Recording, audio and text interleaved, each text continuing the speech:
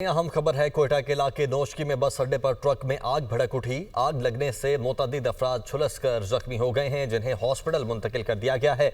आग पर काबू पाने के लिए रेस्क्यू ऑपरेशन भी जारी है। तो कोयटा का इलाका नौशकी है, जहां पर बस अड्डे पर ट्रक में आग भड़क उठी है और आग लगने से मुतअद्दिद अफराद झुलसकर जख्मी हुए हैं, जिन्हें हॉस्पिटल मुंतकिल किया जा रहा है और वहां पर उन्हें तिब्बी इमदाद भी फराहम की जा रही है और आग पर काबू पाने के लिए रेस्क्यू ऑपरेशन भी जारी है। ये मनाजिर देख रहे हैं उसी ट्रक के मनाजिर हैं जिसमें आग भड़की है और इस आग लगने की वजह से मुतअद्दिद अफराद ऐसे हैं जो कि झुलसकर जख्मी हुए हैं, जिन्हें करीबी हॉस्पिटल में मुंतकिल कर दिया गया है और वहां पर उन्हें तिब्बी इमदाद फराहम की जा रही है, जबकि आग पर काबू पाने के लिए रेस्क्यू ऑपरेशन भी जारी है। इस वक्त रेस्क्यू की टीमें मौके पर पहुंच चुकी हैं।